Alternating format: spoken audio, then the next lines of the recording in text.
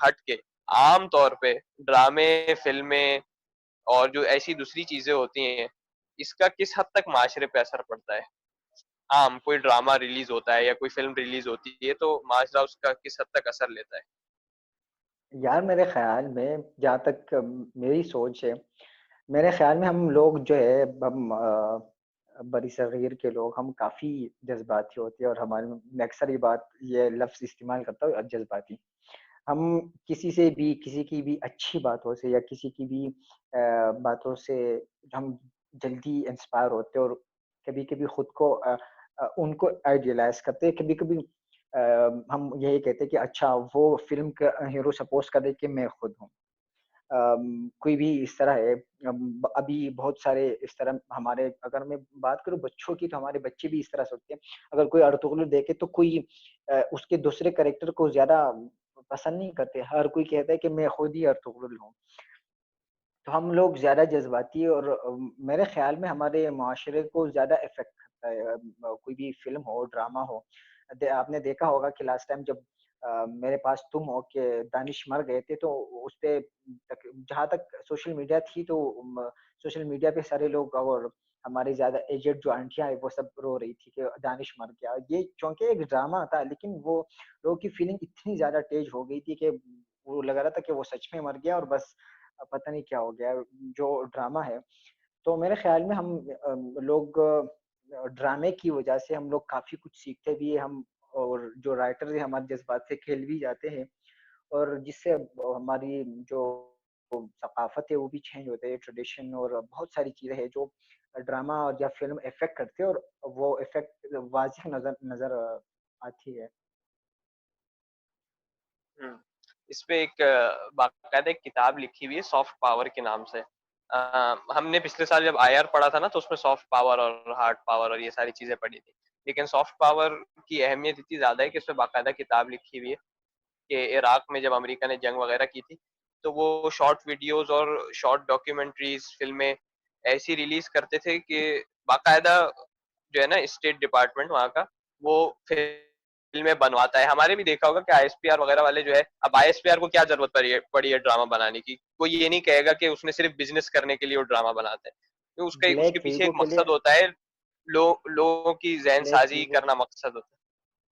Hmm, hmm. Ji, ji, black please. T को नहीं, मैं उनकी तारीफ कर रहा हूँ। ज़हन-साज़ी ना हाँ, हाँ। एक रियासत है और वो चाहती है कि लोग रियासत का बयानिया जो है वो सारे लोग की ज़हन में वाज़ेह हो और लोग उस बयानिए को अपनाएँ। तो कोई इस बात में कोई बुराई नहीं है कि वो जो है अपने ड्रामे बनाए। मतलब ये एक कहने का मकसद ये है कि ड्रामे और फ़िल्में और ये सारी एक तरीका है जिससे लोगों की ज़हन-साज़ी होती है। और इस हद तक होती है कि सिर्फ़ पाकिस्तान में नहीं, अमेरिका वग़ैरह में भी बाज़ औक़ात ऐसा होता है कि तुमने देखा होगा वीडियोज़ आती हैं कि अमेरिका में जो है ना अदालत चल रही है और जज बैठा हुआ है और एक हाँ, हाँ। माँ है, उसके साथ एक बच्ची है, उससे कहता है तुम लोगों ने नाश्ता किया है, नहीं किया है। तो बाज़ औक़ात बाद में पता चलता है कि कोई असल में ऐसा मुकदमा-वुकदमा नहीं हुआ था। वो सिर्फ़ दुनिया के सामने अमरीकी निज़ाम-ए-अदल की तस्वीर अच्छी करने के लिए और तस्वीर वाज़ेह करने के लिए जो है ना, वो ऐसी वीडियोज़ बनाते हैं। तो ये सब सॉफ्ट पावर है। तो जो जो इतनी छोटी वीडियो बना और रहे हैं, हम उसका एक जैसे इफ़ेक्ट जो होता है। हुँ, और हुँ। हम जैसे जो लोग जो बड़े जज़्बाती होते हैं, उसको फ़ेसबुक पे डायरेक्ट ही शेयर कर देते हैं, डायरेक्ट शेयर करते हैं कि और देखो वाक़ई असर लिखा होता हुआ है ना है। आम आदमी को देख के तो ऐसा लगता है कि वाह, वाह! क्या बात है, क्या निज़ाम-ए-अदल है। वो फिर ये भूल जाता है कि डॉक्टर आफ़िया सिद्दीकी के साथ क्या हो रहा है और बाकी ग्वांटानामो के कैदियों और के फिर वो साथ क्या उस हो रहा है। वीडियो के बिना पर वो उस वीडियो के बिना पर फिर पाकिस्तान से भी खिलाफ हो जाते हैं कि पता नहीं या तो अदल और इंसाफ ये बात एक अलग डिबेट इस पे हो सकती है कि मिलती है इंसाफ नहीं मिलती, कहाँ कितनी मिलती है। लेकिन वो और भी ज़्यादा जो है वो मायूस हो जाता है। हुँ, और इसमें एक बहुत अहम जो वो है ना कि बाज़ औक़ात जो ड्रामा लिखने वाला होता है या ड्रामे के पीछे जो लोग होते हैं, उनका मकसद सिर्फ़ आपकी आवाज़ नहीं आ रही है, शायद आप अ, वीडियो म्यूट हो गई है अब। म्यूट से हटा दीजिएगा तो फिर वो ठीक हो जाएगा। जी, अब ठीक हो गई है लेकिन आपकी तस्वीर नहीं आ रही। हाँ, मैंने तस्वीर बंद की थी अपनी, क्योंकि फ़ोन आ अच्छा। गया था। ख़ैर मैं ये कह रहा था कि बाज़ औक़ात जो ड्रामे के पीछे लोग होते हैं ना, उनका मकसद ये होता है कि जिस माशरे में ड्रामा दिखाया जा रहा है ना, उसमें कोई एक सोच को प्रमोट करना, और वो ऐसी सोच होती है बाज़ औक़ात जो उस माशरे के लिए बिल्कुल नहीं होती है या उसके बिल्कुल वो खिलाफ होते हैं। तो जो पहला तरीका वो लोग अपनाते हैं ना, तो ऐसे नहीं होता कि कोई मीडिया पे आके जो है ना ज़ोर से उस बारे में जो है ना उसके हक में बात करना शुरू कर दे। मसलन क्या कहते हैं, पाकिस्तान में जो गे राइट्स वगैरह है, तो तुम्हें कभी मीडिया पे कोई आके ये नहीं बोलता हुआ मिलेगा कि जो है ना एलजीबीटीक्यू को जो है ना उनके हुकूक दो। तो उसको पता है कि सब उसके खिलाफ हो जाएँगे। तो तरीका क्या होता है कि ऐसी फ़िल्में और ऐसे ड्रामे दिखाओ जिसमें वो चीज़ जो है ना नॉर्मलाइज़ हो जाती है। तो जब हमारी आँखें और हमारे कान उस चीज़ को सुन के और देख के बिल्कुल उससे मानूस हो जाते हैं ना, तो हमें ऐसा लगता है ये तो नॉर्मल चीज़ है। फिर आहिस्ता-आहिस्ता उसको शुरू में क्या कोशिश करते हैं वो लोग, शुरू में जानबूझ के वो लोग उसको ऐसी डिबेट बनाते हैं जहाँ पे उसके खिलाफ सब बोलेंगे। मैं एक मिसाल दूँगा, औरत मार्च जब शुरू हुआ था, जब पहला साल था, सबने हाँ, उसके हाँ। खिलाफ बोला था। और कोई बाइद नहीं है कि आज से 4-5 साल के बाद ऐसा हो जाए कि सब उसके हक में बोलें, बल्कि 10-15 साल के बाद ऐसा हो जाए कि और जो मेरे औरत ख़्याल में मार्च के अब खिलाफ तो इस तरह हो बोले। गया कि 50 नहीं, नहीं, अब मेरे ख़्याल में अब इस तरह हो गया 50-50 हो गया कि हाँ, कोई और कोई खिलाफ है तो कोई आहिस्ता-आहिस्ता ऐसा होगा, सपोर्ट में है। आहिस्ता-आहिस्ता ऐसा होगा कि 4-5 साल के बाद, 10-15 साल के बाद ऐसा होगा कि जब औरत मार्च के खिलाफ कोई बोलेगा ना, तो बोलेंगे ओह यार, ये मौलवी अभी तक के पुराने दौर में रहता है। तो लेकिन मुझे ये अफ़सोस मुझे शुरू ये बात शुरू इस टेंशन तरह हो रही होता है है। कि शायद हुँ, हुँ। 9-10 साल बाद हम खुद ही मर्द अपने हुकूक के लिए खड़े हो के हमारे साथ नाइंसाफ़ी हो रही है।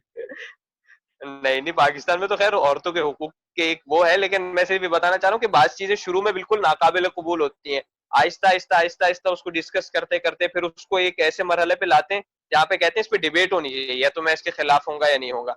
बाज़ औक़ात बाज़ गलत काम इस काबिल भी नहीं होते कि उस पे डिबेट की जाए। अभी बाज़ लोग यहाँ पे डिबेट करते हैं कि इसराइल को मुल्क तस्लीम करना चाहिए या नहीं करना चाहिए। इस बात पे डिबेट करने की कोई हुँ। ज़रूरत नहीं है, नहीं करना चाहिए और बाज़ लोग उसको तो ये भी चाहते हैं कि कम से कम डिबेट तो हो, हाँ, डिबेट की इजाज़त तो मिल ये एक जाए। मकसद होता है कि कम से कम उसको जो है ना एक डिबेटेबल पॉइंट बना दें, फिर उसका अगला मरहला ये होता है।